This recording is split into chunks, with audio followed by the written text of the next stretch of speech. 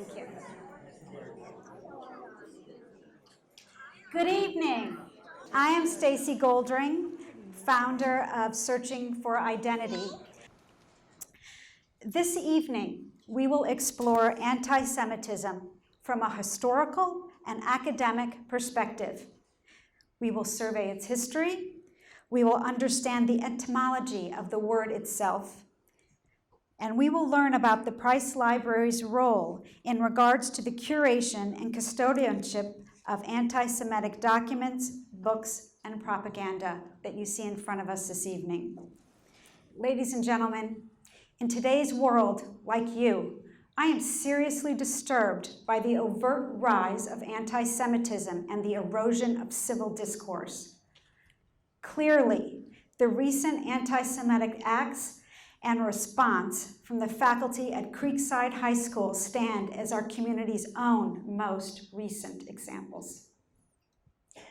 As we delve into our topic, we are so very sorry that Dr. Codlin Rott will be unable to join us this evening, but we are grateful for her input into tonight's slideshow. I know, at least, that we are in brilliantly good hands with Dr. Rebecca Jefferson, head of the Price Library of Judaica since 2010 and an affiliate faculty member of UF Center for Jewish Studies. Her responsibilities include building public engagement, and she comes to us today ready to explore this difficult but necessary topic.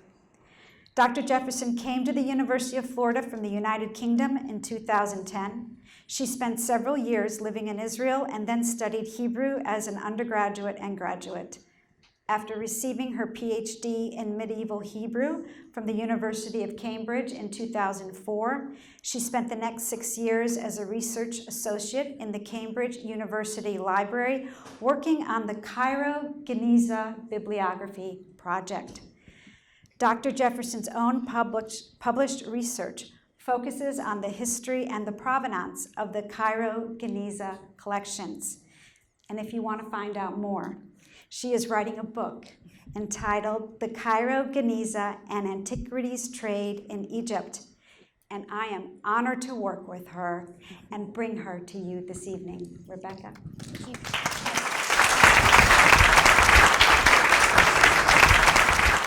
So tonight we're going to have a look at what our Judaica Library collects and why, a showcase of some of the library materials that we own that tie into the history and provide a lens into the history of anti-Semitism and the origins of hate. And then we'll show you how these resources provide important insights into modern perceptions of anti-Semitism.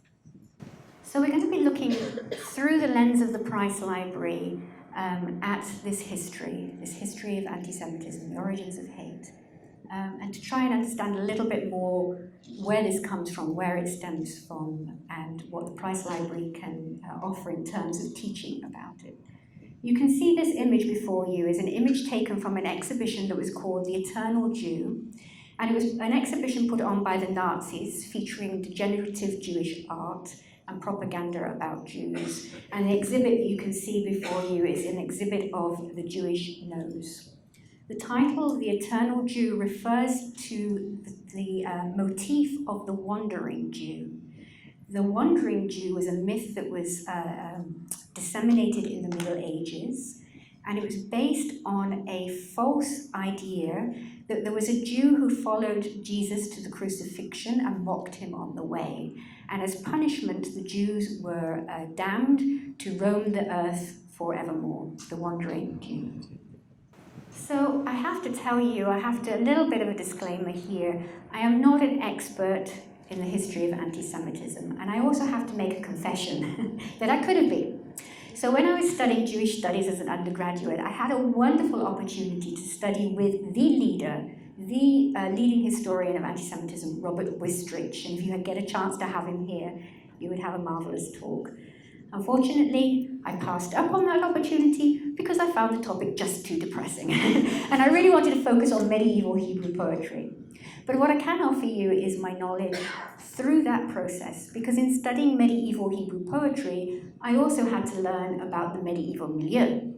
And also in studying the history of the Cairo Geniza, which was discovered in the 19th century, I had to study 19th century anti-Semitism to understand why these Jewish collectors were so keen to find these hidden manuscripts of the Hebrew Bible.